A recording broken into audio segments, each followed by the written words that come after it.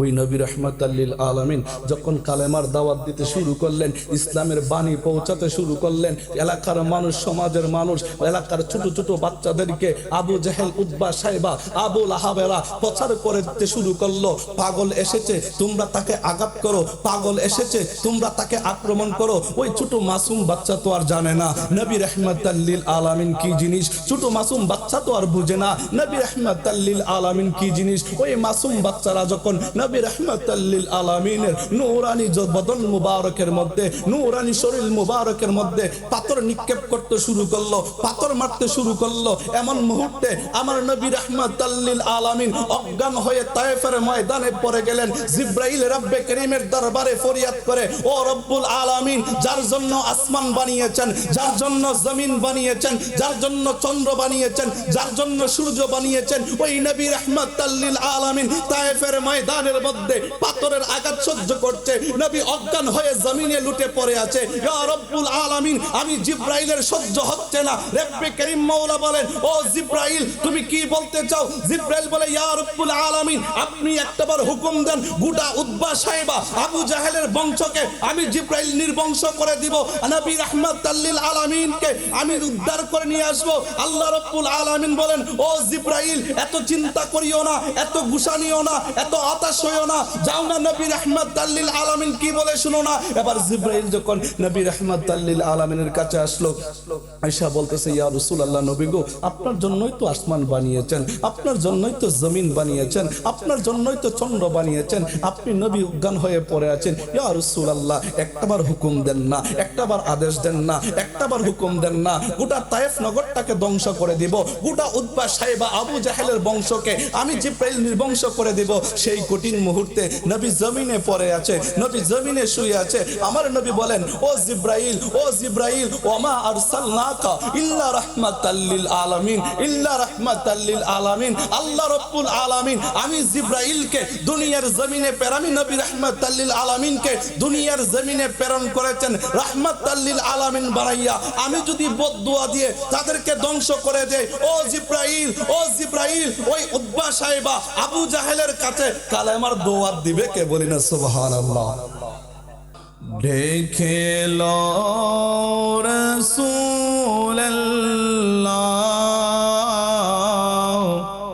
রওজা পাকের কিনারে, যেতে চাই কিনা সবাই একটু বলে না, দেখে লো রাসূলুল্লাহ রওজা পাকের কিনারে, আমি কেঁদে কেঁদে হই গো সারা,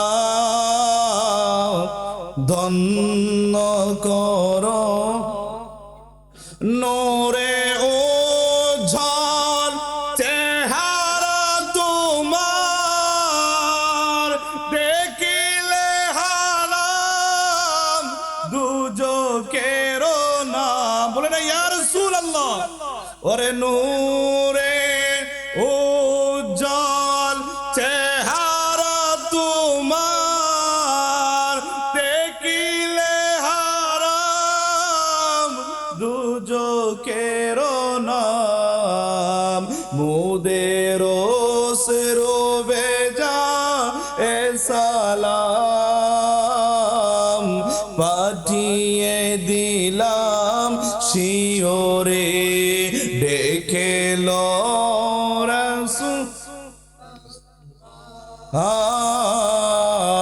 রওজা পাকের দুই সাথীকে পাশে নিয়ে হায় ঘুমিয়ে আছো নিজম নিরালায়, দুই সাথীকে পাশে নিয়ে হায় ঘুমিয়ে আছো নিজম নিরালায়, এ গোলামেরো আরজি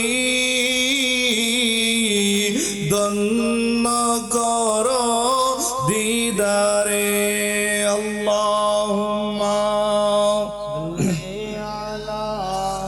سيدنا مولانا محمد وعلى علي سيدنا مولانا সবাই একটু জিকির করি আল্লাহ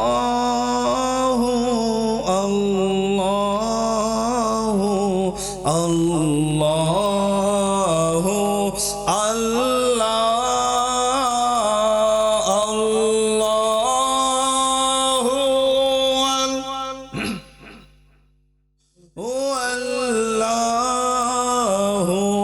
আল্লাহ الصبح بدا من طلعته والليل دجى من وفراته الله الله الله الله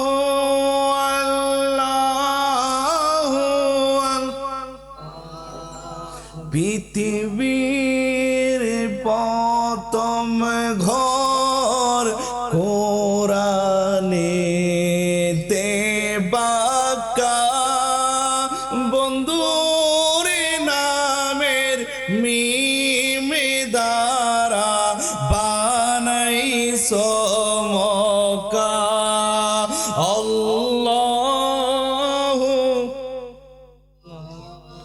হু আল্লাহু আল্লাহু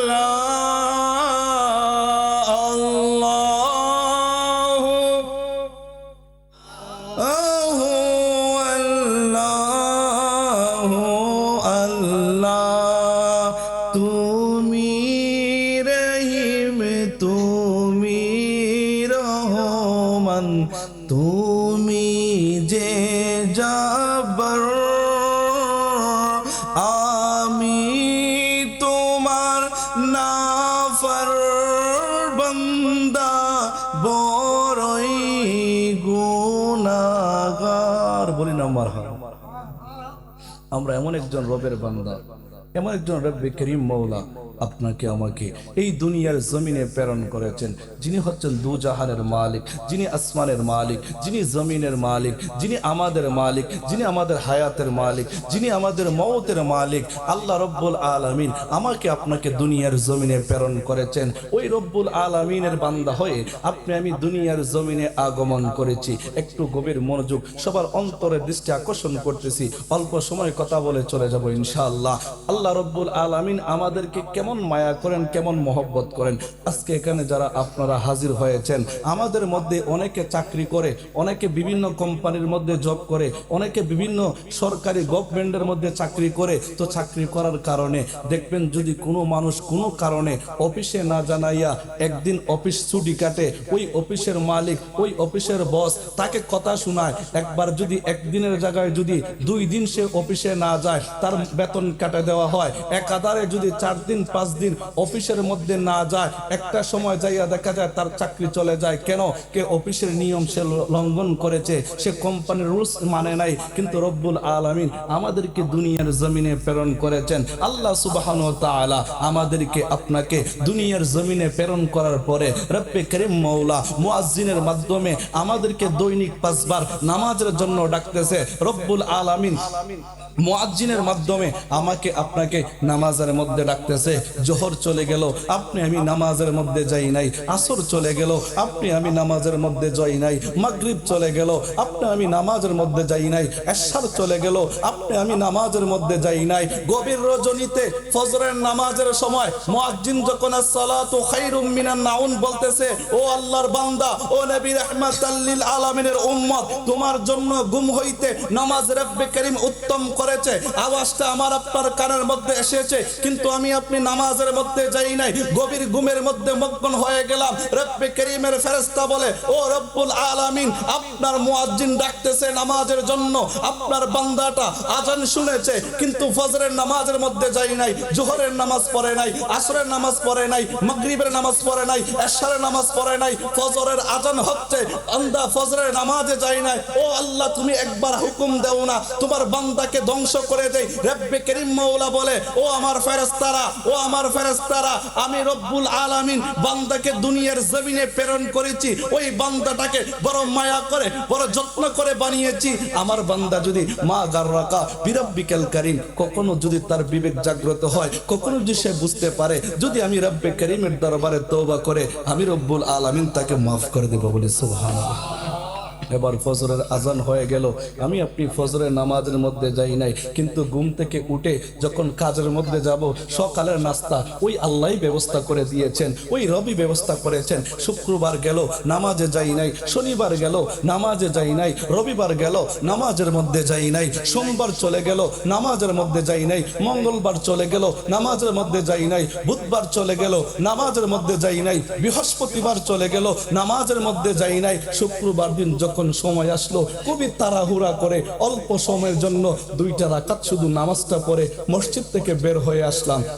এবার যখন খাবার খেতে বসলাম, একটু গভীর মনোযোগ দিয়ে যদি আমরা চিন্তা করি, আমি না একটা কোম্পানিতে চাকরি করতাম, আমি না একটা অফিসের মধ্যে জব করতাম, একাধারে 3 দিন না যাওয়ার কারণে, অসুস্থতার কারণে যেতে পারি নাই, বিমারের কারণে যেতে পারি নাই, সমস্যার কারণে যেতে পারি নাই, একাধারে 3 দিন না যাওয়ার কারণে কোম্পানি আমাকে বের করে দিয়েছে। আর ওই রক্ত রহমান, ওই রক্ত রহিম, ওই রক্ত গাফফার, যার হুকুম একদিন নয় একাধারে 7 দিন অমান্য করেছি। শুক্রবারে নামাজে গিয়েছি, তাও একটা রঙের নামাজ দেখানোর জন্য 2 রাকাত নামাজ পড়ে চলে এসেছি। আগের সুন্নত পড়ি নাই, পরের সুন্নত পড়ি নাই, তারপরে ওই রব আমার রিজিক বন্ধ করে নাই, রব আমার রিজিক বন্ধ করে নাই, রব আমার রিজিক বন্ধ করে নাই। আল্লাহ রব্বুল আলামিন বলে, বান্দা, তোমাকে মায়া করে বানাইছি, বড় যত্ন করে বানাইছি, জাহান্নামে দেওয়ার জন্য নয়। আমি রবের মাআমেলা তো তোমরা বুঝতে পারো নাই। আমি রব যখন জান্নাত বানিয়েছি, জান্নাতের সংখ্যা দিয়েছি 8টা। যখন আমি রব জাহান্নাম বানিয়েছি, জাহান্নামের সংখ্যা দিয়েছি 7টা। আমি রব বোঝাতে চাই, ও বান্দা, ও আমার বান্দা, আমি রব চাই আমার অধিকাংশ বান্দা যেন জান্নাতি হয়ে যায়। বলি সুবহানাল্লাহ। ওই রব্বুল আলামিন আমাদেরকে কেমন মহব্বত করেন, কেমন ভালোবাসেন, সবার অন্তরের আকর্ষণ করতেছি।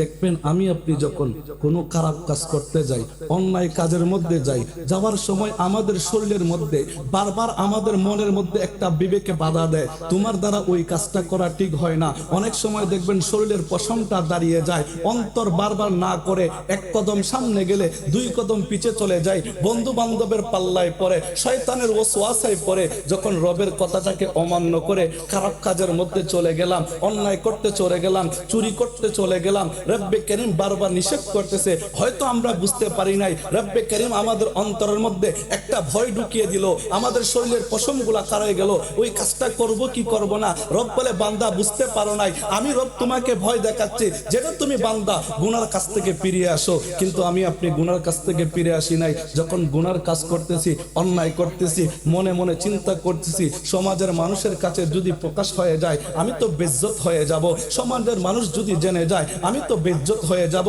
ওই রকম চিন্তা করার পরে, এই রকম চিন্তা চেতনার পরেও আমরা যখন গুনার কাছ থেকে ফিরে আসি নাই, গুনার কাজটা করতেছি, অন্যায় করতেছি, এমন একটা মুহূর্ত চলে আসে। অনেক সময় খেয়াল করে দেখবেন, আপনি যখন চুরি করতেছেন, আপনি যখন কোনো খারাপ কাজ করতেছেন, ওই মুহূর্তে কেউ আপনাকে দেখে নাই, মাত্র একটু সময়ের জন্য, সামান্য সময় যদি আপনি দেরি করতেন, হয়তো কারো চোখের সামনে পড়ে যেতেন। আমার রব বলে, বান্দা, বুঝতে পারো নাই, বুঝতে পারো নাই, আমি রব্বে করিম তোমাকে বারবার নিষেধ করার পরেও তুমি যখন অন্যায় কাজের মধ্যে চলে গেছো আর মনে মনে আমি আল্লাহর ভয় নিয়েছো, যদি সমাজের মানুষ দেখে ফেলে আমি তো বেইজ্জত হয়ে যাব, আমি তো অপমানিত হয়ে যাব।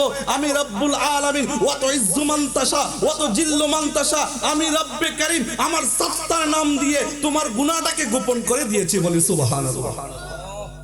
সেজন্য যদি মায়ের গোপন খবর, মায়ের গুনার খবর সন্তান জানে, সন্তান কোনোদিন মাকে মা বলে স্বীকার করবে না। সন্তানের অন্যায়, সন্তানের অপরাধ যদি কোনোদিন মা জানে, সন্তানকে সন্তান বলে স্বীকার করবে না। বাবার জীবনের কত কাহিনী আছে যদি সন্তান জেনে পেলে, বাবার অতীত সন্তান শুনে পেলে, ওই বাবাকে সন্তান বাবা বলে স্বীকার করবে না। সন্তানের এমনও গুনাহ আছে, এমনও অন্যায় আছে, যেই অন্যায়টা বাবার সামনে প্রকাশ হলে ওই বাবা সন্তানকে সন্তান বলে স্বীকার করবে না। রব্বুল আলামিন বলেও আমার বান্দা, আমি চাই না আমার বান্দাটা দুনিয়ার জমিনে বেইজ্জত হোক। সেজন্য তো বাবার গোপন কর্মটা সন্তানের কাছে গোপন রেখেছি, মায়ের গুনার কাজটা সন্তানের কাছে গোপন রেখেছি, বাবার গুনার কাজটা সন্তানের কাছে গোপন রেখে আমি আল্লাহ তোমার ইজ্জত বাড়িয়ে দিয়েছি, বলি সুবহানাল্লাহ। ওই রব্বুল আলামিন আমাকে আপনাকে দুনিয়ার জমিনে প্রেরণ করেছেন, শুধু প্রেরণ করেন নাই, এমন একজন নবী রাহমাতাল লিল আলামিন, এমন একজন পয়গম্বর, এমন একজন নবী রাহমাতাল লিল আলামিনের উম্মত বানাইয়া দুনিয়ার জমিনে আগমন করেছেন, দুনিয়ার জমিনে আমাদেরকে প্রেরণ করেছেন। যেই নবী রাহমাতাল লিল আলামিনের পা মুবারক থাকতো জমিনে, হাত বাড়াই দিলে হাত মুবারক চলে যেত আরশ আজিমে, বলি সুবহানাল্লাহ।